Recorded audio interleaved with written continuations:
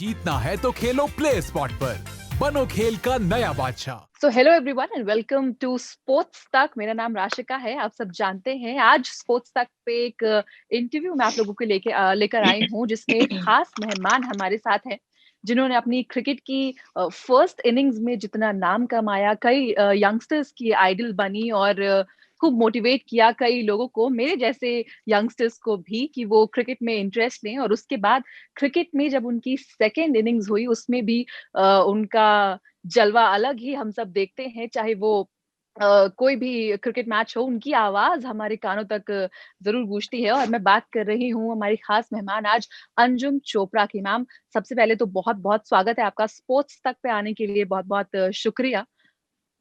शुक्रिया। तो इसी से मैं शुरुआत करती हूँ, जो मैंने इंट्रोडक्शन दिया आपका, कि जो क्रिकेट की ये दो इनिंग्स आपकी रही, फर्स्ट इनिंग्स और फिर अब सेकेंड इनिंग्स, कैसे ये डिफरेंट है? और ये जो सेकेंड इनिंग्स आपकी चल रही है, इसमें भी क्या आपको उतनी ही नेट प्रैक्टिस की जरूरत पड़ती है? देखिए सॉरी मैं थोड़ा क्लियर माय थ्रोट। पहली इनिंग्स में तो क्रिकेट खेलनी पड़ती, दूसरे में बताने से काम चल जाता है कि ऐसी खेलनी चाहिए। हम्म। तो इट कम्प्लीटली डिफरेंट है, बिकॉज खेलना इन एनी डे एक अलग चैलेंज है और एक अलग परिस्थितियां हैं, अलग उसके लिए प्रैक्टिस है, ट्रेनिंग है। और बिल्कुल।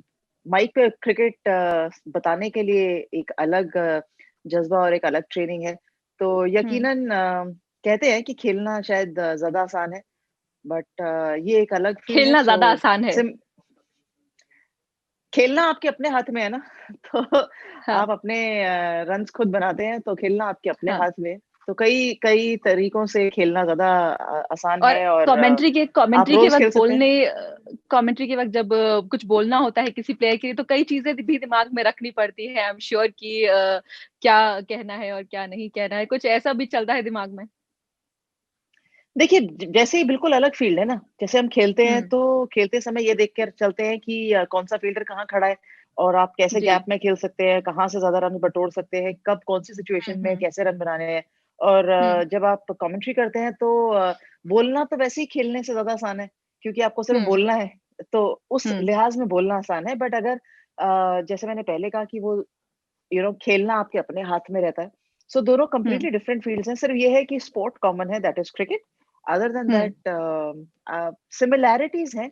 हम ड्रॉ करते रहते हैं बतौर खिलाड़ी, बहुत सारी सिमिलैरिटीज अपने काम में ड्रॉ करते रहते हैं एक से दूसरे में, बट जी। डिफरेंट तो बहुत है।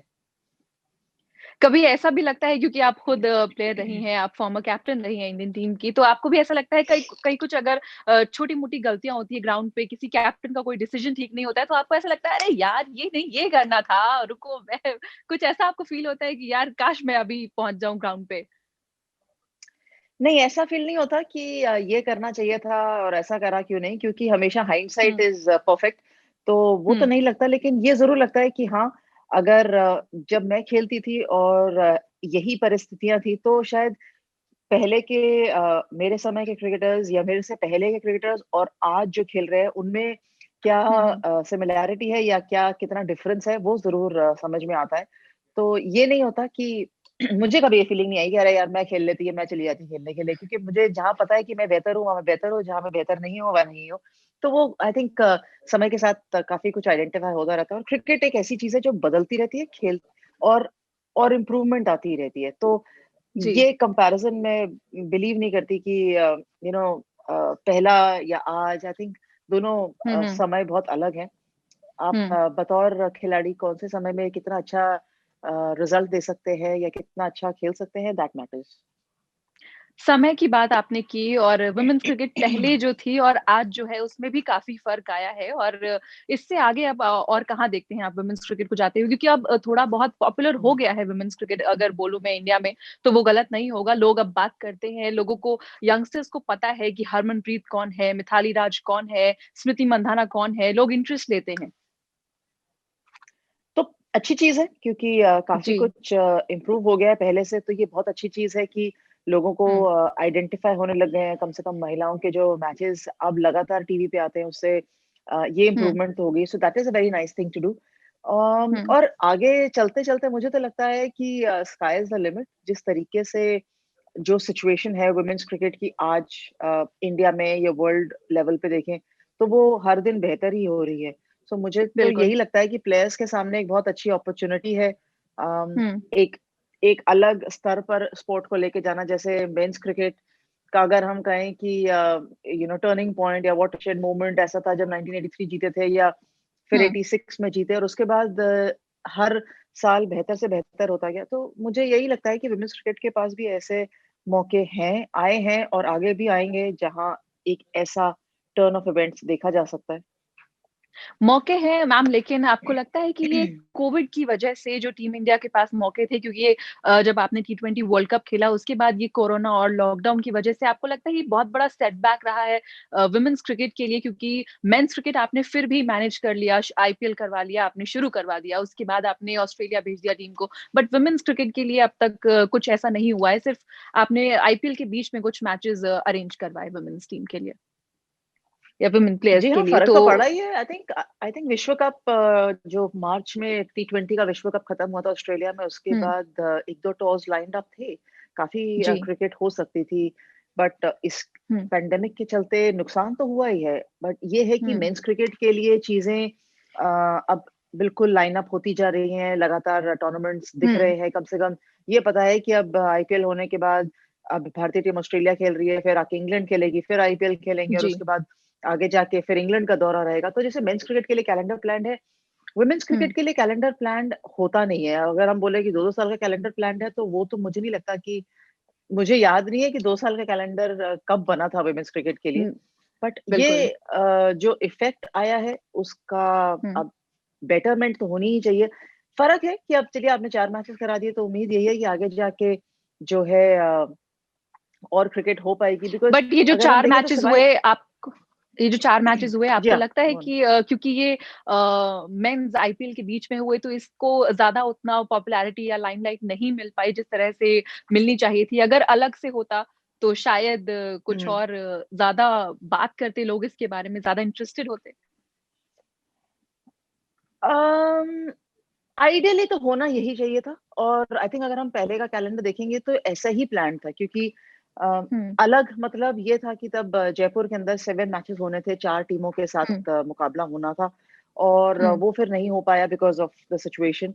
बट उसके चलते जो 4 मैच हुए, तो मुझे लगता है 4 की जगह 7 भी हो सकते थे, और हुँ। अगर ये 3 टीम्स थी बट तो 3 बट 3 दूसरी टीम्स को तरफ 2 मन बार ही में ये खिला भी दिया है जा कि सकता था। हाँ, दूसरी तरफ मन में ये भी है कि कुछ नहीं से कुछ तो सही, कि मतलब वो शायद ना हो पाता तो इससे अच्छा है कि कुछ मैचेस तो आपने दिए। आई थिंक ये जो सोच है कि कुछ नहीं कुछ तो सही, चलिए समथिंग बेटर देन नथिंग, ये बहुत चीज़ों के लिए बिल्कुल सही है। लेकिन हुँ, आई थिंक हम अगर इस चीज़ को बहुत ज़्यादा स्ट्रेच ना करें कि चलिए कुछ तो दे रहे हैं, तो हुँ, फिर एक अलग पहलू नज़र आता है। सो डिपेंड ये करता है कि वो कौन देख रहा है और किस साइड पहलू कौन से साइड से देखा जा रहा है। तो हुँ, अब ये चलिए आपने 50 मैच नहीं करिए, 4 मैच कर हुँ, दिए। तो उन बेचारों से पूछिए जो 14 दिन के क्वारंटाइन में आए, 4 मैच खेले या 3 मैच खेले और फिर वापस बिल्कुल, 14 दिन के क्वारंटाइन में हैं, तो फिर वो बताएँगे आपको कि उन्होंने क्या पाया। Correct. So I think it's a very different game all together. But मैं बिल्कुल मानती हूँ कि क्रिकेट हुई तो सही, पर नहीं है, ये भी क्रिकेट नहीं और होती तो मुझे बिल्कुल लगता है कुछ नहीं प्लेयर्स होता। के मन में भी यही सिर्फ़ एक मोटिवेशन होगी कि इतने लंबे वक़्त के बाद उनको क्रिकेट खेलने को मिल रही है, भले ही वो 4 मैचेज़ है, वो ऑब्वियसली खुश नहीं होंगे कि इतना इससे ज़्यादा तो हमने क्वारंटाइन किया है जितना हमें खेलने को मिला है। बीसीसीआई शायद अभी इतना आगे नहीं ले जा पाए हैं वुमेन्स क्रिकेट को। पेरेंट्स के दिमाग में ये चीज़ एक हमेशा रहती है कि वो अपनी बच्चियों को आगे भेजें क्रिकेट में या ना भेजें, क्योंकि इंडिया में क्रिकेट का मतलब सिर्फ़ मेन्स टीम ही है। मुझे तो हमेशा हुँ, लगता है कि जब आप किसी खिलाड़ी को या किसी छोटे बच्चे को ग्राउंड पे भेजते हैं, तो खेल के लाइकिंग से भेजते हैं या इस माध्यम से भेजते हैं कि जब मैदान पे जाएँगे तो आप कुछ चीज़ें सीखेंगे, जीतना सीखेंगे, हारना सीखेंगे, और वो जो एक टीचिंग है या एक डिसिप्लिन है जो आपको एक स्पोर्ट हुँ, सिखाता है, वो कोई और चीज़ तो किताबों में आप कितना भी पढ़ लीजिए, मुश्किल ही है ज्ञान हुँ। प्राप्त करना। तो मुझे तो हमेशा यही लगता है कि जब आप खेलने जाते हैं तो पहली चीज़ आप खेल के रुझान से जाते हैं, और उसके बाद बाकी सारी चीज़ें आती रहती हैं। आप अंडर 15 खेलिए, अंडर 17, 19 खेलते जाते हैं तो लगता है कि चलिए बार आगे-आगे चलती जाएगी। अगर एक 7-9 वर्ष का बच्चा या 13 वर्ष का बच्चा सोचे कि अगर मैं इंडिया नहीं खेल सकता तो मैं खेलता ही नहीं हूँ, तो हुँ, मुझे लगता है कि कहीं न कहीं वो सवाल फिर से पूछने की आवश्यकता है कि क्या आपको सही क्रिकेट खेलनी है या आपको सिर्फ हुँ। शौक से क्रिकेट खेलनी है? मेंस क्रिकेट पे अब आ जाते हैं और उसपे सबसे पहला सवाल मैं आपसे ये पूछूँगी कि जब आप मेंस क्रिकेट की कमेंट्री करती हैं, तो आपके साथ जो को-कमेंटेटर्स होते हैं, वो ऑब्वियसली मेल्स होते हैं। तो कभी ऐसा होता है कि कोई एक टॉपिक चला हो और उसमें उन्होंने शायद आप उन पे हावी ना हो पाए हो। कभी ऐसा मन में आता है कि यार एक और फीमेल कमेंटेटर अगर होती, तो अभी मैं आपको बताती, या फिर कुछ ऐसा कोई नोक-झोंक या कोई किस्सा आप हमें बताना चाहेंगी, कभी ऐसा हुआ हो किसी मैच में? किसी को-कमेंटेटर के साथ कुछ? आई थिंक ऐसा विवादित कोई सवाल नहीं आया कभी भी, और जब हम कमेंट्री कर रहे होते हैं, to be very fair, I हुँ, थिंक क्रिकेट मैच जो चल रहा होता है उसी के बारे में बात हो रही होती है, और किसी और जी। टॉपिक की हुँ, चर्चा होती ही नहीं है, क्योंकि इतना एक्चुअली हुँ, समय भी नहीं मिलता हुँ, मैच के दौरान। लेकिन हुँ, हाँ, अगर ओपिनियन डिफरेंशिएट होते हैं तो वो तो ज़रूर हो सकते हैं, और हुँ, उसमें मुझे ये आई थिंक अगर मुझे अपना पॉइंट ऑफ व्यू रखना है तो मुझे उसमें बहुत ज़्यादा सपोर्ट की आवश्यकता नहीं है, मेरा सिर्फ काम है पॉइंट हुँ, ऑफ व्यू रखना। अगर हुँ, हुँ, मेरे साथ के कमेंटेटर्स को या साथ के जो लोग काम करते हैं उनको मेरा ओपिनियन ठीक लगता है तो बढ़िया, नहीं लगता है तो कोई बात नहीं। सो ऐसी हुँ, नोक-झोंक वाली बात तो कभी आई नहीं। बट हाँ, हुँ, हमेशा डिफरेंस ऑफ ओपिनियन तो रहता ही है। जब एक कमरे में आप 7-8 लोग रहेंगे या 10 लोग रहेंगे तो हमेशा डिफरेंस ऑफ ओपिनियन तो रहेगा ही, और वो होना भी चाहिए। अगर सभी लोग हुँ, एक ही लाइन में सोच रहे होंगे तो फिर आई थिंक कोई चीज़ मिस हो सकती है। बिल्कुल। और क्योंकि मेंस क्रिकेट की मैं बात कर रही हूँ, तो फ़िलहाल जो सवाल सबके मन में है, हर एक इंडियन क्रिकेट टीम के जो फ़ैन हैं, उनके मन में है कि रोहित शर्मा वर्सेस विराट कोहली, जो ये वर्सेस चल रहा है, उस पे आपका क्या टेक है? क्योंकि कोई मानता है कि रोहित ठीक है, कोई मानता है विराट ठीक है। जो भी रोहित की फ़िटनेस को लेकर हुआ, वो ऑस्ट्रेलिया नहीं जा पाए, उन्होंने आईपीएल खेल लिया, उनको मना किया गया, उसके बावजूद उन्होंने खेला। फिर विराट कोहली ने प्रेस कॉन्फ्रेंस में आकर बोला कि मुझे इस बारे में कोई इन्फॉर्मेशन नहीं है कि वो क्यों नहीं आए, और मैं शॉक्ड था कि वो फ्लाइट में नहीं थे। इस सब पे आपका क्या टेक है? मुझे तो लगता है कि ये वर्सेस का शब्द कहाँ से आ गया और ये वर्सेस किसने बना दिया? मेरे को तो ये यही नहीं सोशल समझ में आ मीडिया रहा ने बना दिया, कि क्योंकि ये रोहितियंस हाँ, वर्सेस विराटियंस मुझे लगता है क्योंकि ज़्यादा है, हम लोग रादर तो दैन अब दो प्लेयर्स, ये सोशल मीडिया फैन्स ने ज़्यादा बना दिया है। अब तो सोशल मीडिया फैन्स के तो चेहरे नहीं होते ना, तो वो तो एक हाँ। लाइन होती है और फिर हमें उन पे आंसर करना पड़ता है। तो मुझे लगता है हुँ, चेहरा और नाम होना काफ़ी आवश्यक है। तो हम जब दुबई में थे, ये तभी इंडियन टीम का चयन हुआ था, और हुँ, ये ज़रूर लगा था कि रोहित शर्मा को उस टीम में होना चाहिए। आई मीन ये सवाल ही गलत है कि क्या रोहित शर्मा इंडियन टीम में डिज़र्व करते हैं? आई थिंक ऑब्वियसली बिल्कुल, डिज़र्व करते। तो ऑब्वियसली। आई मीन रोहित हाँ। शर्मा की एबिलिटी पे तो सवाल ही गलत है उठाना। सो हुँ, हुँ, लेकिन जब वो चोटिल थे और नहीं खेले, तो यकीनन चोटिल होने के कारण ही तो नहीं खेले ना। ऐसा तो नहीं है कि हुँ, उनका मन नहीं किया खेलने का और वो अगले दिन मैच खेलने नहीं आए। तो हुँ, वो ज़रूर एक समस्या रही, और उसके बाद जब अब वो एनसीए में है, अब एनसीए में कितने फिट हैं। देखिए, मुझे तो सिर्फ़ ये समझ में आता है कि रोहित शर्मा अगर चोटिल हैं, तो वो नहीं खेल रहे, और जिस दिन वो फिट हो जाएँगे तो मुझे लगता है वो स्ट्रेट अवे भारतीय टीम में चले जाएँगे। क्योंकि हुँ, उनको किसी एक एक ऐसे परफ़ॉर्मेंस देने की तो आवश्यकता है नहीं कि क्या वो इंडियन टीम के लिए डिज़र्व करते हैं, नहीं, वो तो डेफ़िनेटली बिल्कुल। इंडियन टीम के एक एसेट हैं। स्ट्रेट अवे वॉक इन सो कर सकते ये हैं वो इंडियन टीम में जब भी वो एब्सोल्यूट फिट हों। हुँ। एब्सोल्युटली, एब्सोल्युटली, तो इन पे तो कोई वर्सेस या सवालिया निशान है ही नहीं। मुझे लगता है सिर्फ सवाल बट ये है कि आपको क्या वो फिट आपको है या लगता नहीं? है कि रोहित शर्मा को वो आईपीएल के मैचेस इग्नोर करने चाहिए थे, अगर उन्हें ऑस्ट्रेलिया आगे पता था कि उन्हें जाना है और वो एक इम्पोर्टेंट प्लेयर है इंडियन टीम के लिए, तो आपको लगता है उन्हें आईपीएल मुझे लगता के है वो मैचेस इग्नोर कर रोहित देना शर्म चाहिए थे? रोहित शर्मा को का डेब्यू शायद 2006 या 7 में हुआ था इंडियन टीम के साथ। तो अगर उस हुँ, लिहाज से देखें तो 14 साल हो गए इंडियन टीम के साथ खेलते हुए। और अगर किसी खिलाड़ी ने इतना समय इंडियन टीम के साथ खेलते हुए बिताया है, तो उनको यकीनन पता होता है कि आपको क्या सही करना है और क्या नहीं करना है। और जहाँ तक हुँ, भारतीय टीम का सवाल है, मुझे कोई मतलब नींद में जगा के भी ये पूछेगा कि मेरे लिए इंडियन टीम हुँ, इम्पोर्टेंट नहीं है, तो मैं उसकी बात नहीं मानूँगी। Because Indian team obviously important रहती है। बिल्कुल। ये हुँ, सवाल ही गलत है कि क्या आपको इन कंट्री नहीं खेलना, आपको सिर्फ फ्रैंचाइज़ के लिए खेलना है, ऐसा बिल्कुल भी नहीं होता है। Because hmm, India hmm, hmm, colours are India colours, and nobody can deny that. So hmm, Rohit Sharma को भी पता ही है, लेकिन अगर वो फिट नहीं है, तो फिर ये उनको पता है, और अगर वो फिट है, तो ये भी उन्हीं को पता है कि वो फिट हैं। और जो विराट कोहली ने आके प्रेस कॉन्फ्रेंस में बोला कि वो इंडियन टीम के कैप्टन है और उन्होंने बोला कि मैं सरप्राइज था, रोहित फ्लाइट में नहीं है और सिर्फ एक मेल के थ्रू मुझे पता चला था कि वो फिट नहीं है। उस पर आपका क्या टेक है? क्योंकि लोगों ने ये भी अज्यूम करना शुरू कर दिया कि भाई दोनों प्लेयर्स की आपस में बात नहीं होती और ये इंडियन क्रिकेट के लिए अच्छा नहीं है कि आपके दो बेस्ट प्लेयर्स जो हैं उनकी आपस में कोऑर्डिनेशन नहीं है या कम्युनिकेशन गैप है कुछ। बीसीसीआई का देखिए क्या रोल आप यहाँ असम्पशन पर पे देखते हैं? नहीं, देखिए आप ये दोनों ऐसे खिलाड़ी हैं जो भारतीय टीम से 10 साल से ज्यादा से खेल रहे हैं। जैसे बताया, रोहित का डेब्यू 2006 या 7 का है, हुँ, विराट का कम से कम 9 या 10 का है जी। आफ्टर हुँ, अंडर 19 वर्ल्ड कप। तो काफी साल हो गए हैं दोनों को क्रिकेट खेलते हुए। और हुँ, आई एम श्योर, देखिए मैं खुद एक खिलाड़ी रही हूँ, मुझे मालूम है ड्रेसिंग रूम के अंदर और बाहर में क्या अंतर है। हुँ, डिफरेंस दिखता भी है और नहीं भी होता। सो खिलाड़ियों के बीच में क्या है वो जानना शायद आई थिंक इम्पोर्टेंट जरूर है, लेकिन इतना आवश्यक नहीं है कि हम पहले जो मेन चीज है भारतीय टीम के लिए रोहित शर्मा की अवेलेबिलिटी उसको भूल के बाकी सब चीजों में कि अच्छा कहाँ से धुआं उठा, कहाँ आग लगी, वो सब ढूंढने चले जाएं। सो हुँ, अगर विराट कोहली कह रहे हैं कि उनको ईमेल के थ्रू पता चला होगा, तो शायद उनको पता चला होगा। अब हुँ, उनको वो कितना बात करते हैं रोहित शर्मा से या बाकी इंडियन टीम के खिलाड़ियों से, वो शायद विराट कोहली ज्यादा जानते हैं। मेरे को नहीं पता कि वो बाकी टीम के प्लेयरों से टच में रहते हैं या नहीं, लेकिन इस सिचुएशन में आपको आइडियली लगता है कि आपके हेड कोच का कुछ एक रोल आना चाहिए बीच में कि होना ही दोनों चाहिए। आई प्लेयर्स थिंक की? हेड कोच का तो मतलब है।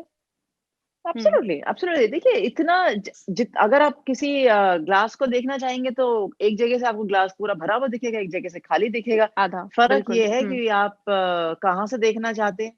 तो अगर आप ग्लास में पानी भी भर देंगे और बहुत दूर के एंगल से देखेंगे तो आपको लगेगा ग्लास है या पानी है, पता नहीं।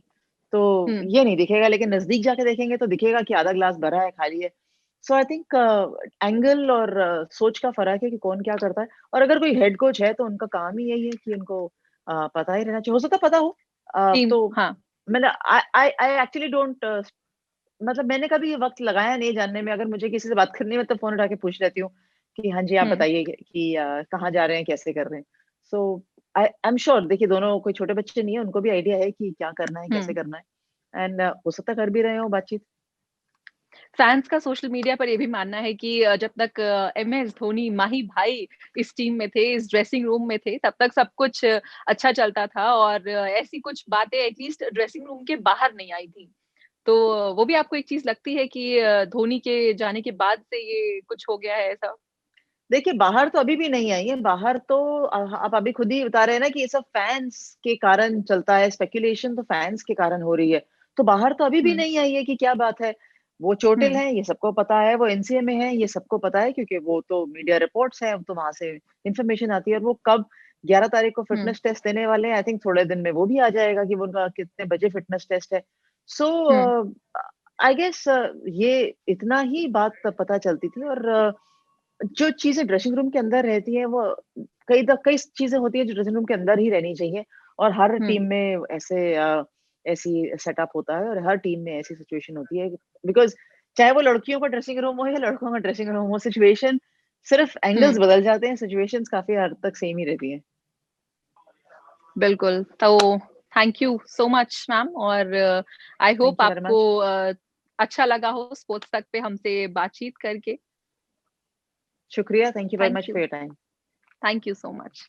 स्पोर्ट्स से जुड़ी किसी भी अपडेट के लिए स्पोर्ट्स तक को सब्सक्राइब करें और हमारे फेसबुक और इंस्टाग्राम पेज को भी जरूर फॉलो करें।